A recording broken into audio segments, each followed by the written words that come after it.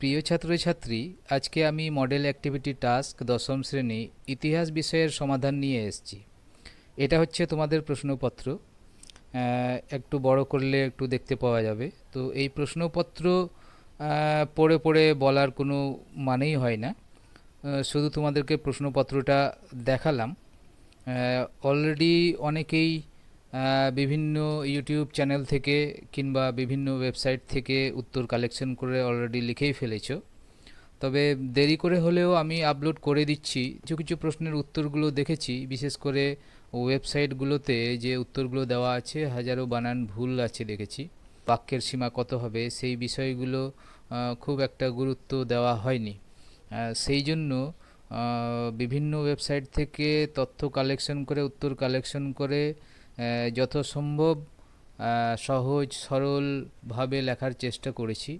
আশা করি অন্যান্য উত্তরের সঙ্গে বা তোমাদের অলরেডি যেটা তোমরা লিখেছো তার সঙ্গে আমার এই উত্তরটা মিলিয়ে দেখবে। যদি মনে হয় যে কিছুটা তফাৎ আছে এবং সহজ সরল সাধারণ নির্ভুলভাবে লেখা হয়েছে, তাহলে আমার তো মনে হয় এই উত্তরটা তোমাদের আবার লেখা উচিত। তো এই উত্তরগুলো ভবিষ্যতের জন্য লেখা উচিত, কারণ এটা শুধু বিদ্যালয়ে জমা দেওয়ার জন্যই শুধু আগে যেটা তোমরা লিখেছো এবং পরবর্তীতে তোমরা নতুন পেলে আর লিখবে না তা নয়। এটা কালেকশন করে রাখলে ভবিষ্যতে পরীক্ষার সময় তোমাদের এটা কাজে লাগবে। তো বন্ধুরা, তাহলে চলো এবার তাহলে উত্তরগুলো আমরা। Model activity task, subject history, class 10 part 1। প্রশ্ন ক নম্বর দেখো, নিচের প্রশ্নগুলির উত্তর দাও। তাহলে উত্তর কীভাবে লিখতে হবে? 3 অথবা 4টি বাক্যে লিখতে হবে। তো যত সম্ভব আমি 3টি বাক্যের মধ্যে উত্তর লিখতে পারিনি, কারণ ইতিহাস বিষয় একটু বড় হয়েই যায়। তো আমি যত সম্ভব 4টা থেকে 5টা বাক্যের মধ্যে কমপ্লিট করার চেষ্টা করেছি। তো দেখে নাও উত্তরগুলো। 1 নম্বরের প্রশ্ন, স্মৃতিকথা কিভাবে ইতিহাসের উপাদান হিসাবে ব্যবহৃত হতে পারে তা উদাহরণসহ আলোচনা করো। এবার উত্তর, স্মৃতিকথা হলো এক ধরনের সাহিত্য যেখানে লেখক তার জীবনের ঘটে যাওয়া বা প্রত্যক্ষ করা বিভিন্ন ঘটনার বিবরণ স্মৃতি থেকে তুলে ধরেন। স্মৃতিকথায় লেখকের জীবনকালে ঘটে যাওয়ার সুনির্দিষ্ট কিছু ঘটনার বিবরণ থাকে। উদাহরণ হিসেবে বলা যায়, জ্যোতি বসুর লেখা যতদূর মনে পড়ে লেখা থেকে ইংরেজ শাসন ও স্বাধীন ভারতের ইতিহাস জানতে সাহায্য করে। যদিও এ প্রসঙ্গে বলতে হয়, যেহেতু লেখক স্মৃতিপট থেকে স্মৃতিকথা সংগ্রহ করে আনেন, তাই অনেক ক্ষেত্রে প্রকৃত ঘটনা এবং স্মৃতিকথায় বর্ণিত ঘটনার অসঙ্গতি বা অতিরঞ্জিত ব্যাপার চোখে পড়ে। তবে সতর্কভাবে অন্যান্য তথ্যের দ্বারা যাচাই করলে, এখানে আবার দেখো একটু মিস্টেক হয়ে গেছে, এখানে দুটো র পড়ে গেছে, দেখে নিও। স্মৃতিকথার বিভিন্ন ঘটনাবলী ইতিহাসের গুরুত্বপূর্ণ উপাদান হিসাবে ব্যবহৃত হতে পারে। এবার দ্বিতীয় প্রশ্ন দেখো, বাংলার নবজাগরণ ছিল কলকাতা শহর কেন্দ্রিক, আলোচনা করো। উত্তর, 19 শতকের গোড়ায় বাংলার শিক্ষা, সংস্কৃতি, ধর্ম, সমাজ প্রভৃতি ক্ষেত্রে এক নবচেতনার সূচনা হয়, যা বাংলায় নবজাগরণ নামে পরিচিত। বাংলার নবজাগরণ মূলত ছিল কলকাতা শহর কেন্দ্রিক। শহর কলকাতার কিছু মুষ্টিমেয় ইংরেজি শিক্ষিত ব্যক্তির মধ্যে এই নবজাগরণ সীমাবদ্ধ ছিল। হিন্দু সমাজের বৃহত্তর অংশের মানুষ তথা কৃষক সমাজ বা মুসলিম সমাজের সঙ্গে নবজাগরণের কোনো সম্পর্ক ছিল না। এই কারণে 19 শতকের এই নবজাগরণকে কলকাতা শহরকেন্দ্রিক নবজাগরণ বলা হয়। এবার 3 নম্বর প্রশ্ন, চুয়াড় বিদ্রোহকে চুয়াড় বিপ্লব বললে কেন ভুল হবে? উত্তর, ব্রিটিশ সরকার চুয়াড় জনজাতির নিষ্কর জমি কেড়ে নিলে তারা ব্যাপকভাবে সরকারের বিরুদ্ধে জমিদারদের সঙ্গে আন্দোলনে ঝাঁপিয়ে পড়ে। যদিও শুধু একমাত্র ওই নিষ্কর জমি কেড়ে নিয়েছিল বলে একমাত্র কারণ ছিল না, অন্যান্য কারণগুলোও ছিল, সেখানে এই জায়গায় সেটা লেখা হয়নি।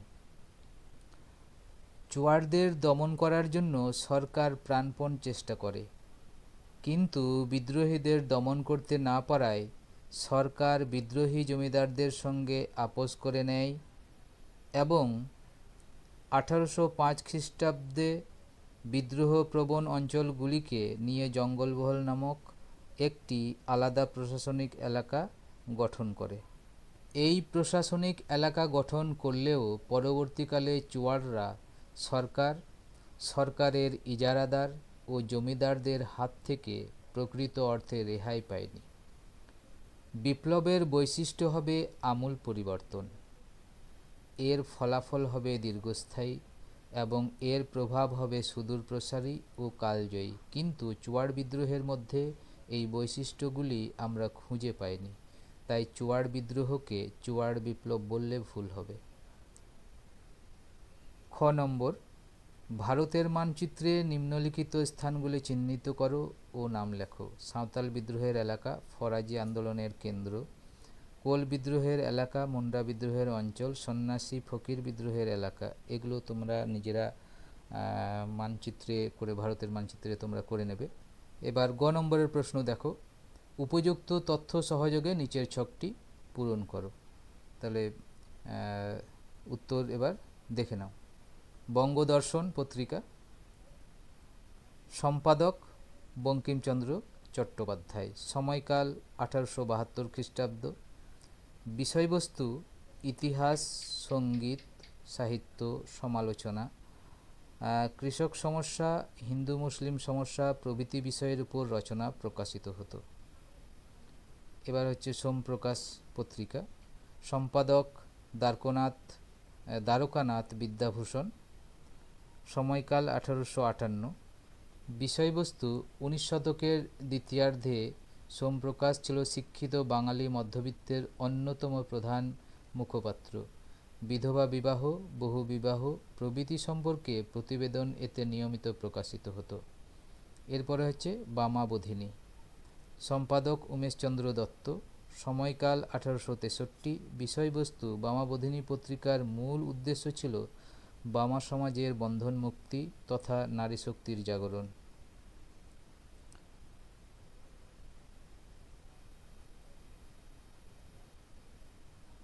এরপরে গ্রাম বার্তা প্রকাশিকা, সম্পাদক হরিনাথ মজুমদার, সময়কাল 1863, বিষয়বস্তু এই পত্রিকায় জমিদার, কৃষক, মহাজন, নীলকর প্রভৃতি বিষয়ের উপর আলোচনা থাকত।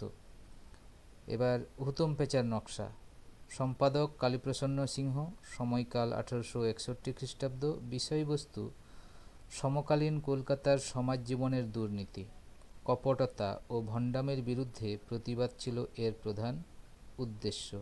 এরপরে হচ্ছে ঘ নম্বর, নির্ভুল তথ্য দিয়ে ফাঁকা ঘরগুলো পূরণ করো।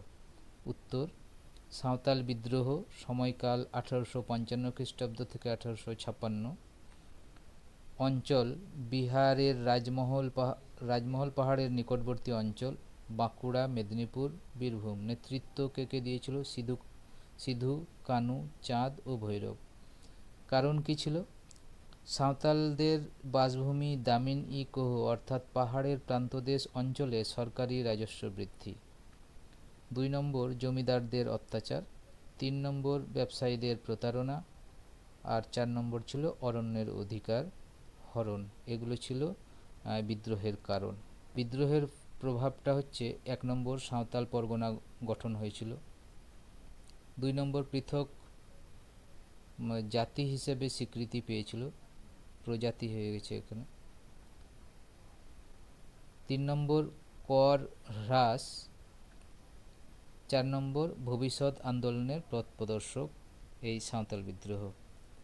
এরপরে দেখো মুন্ডা বিদ্রোহ, সময়কাল 1899 খ্রিস্টাব্দ থেকে 1900 খ্রিস্টাব্দ, অঞ্চল হচ্ছে বিহারের ছোটনাগপুর অঞ্চল।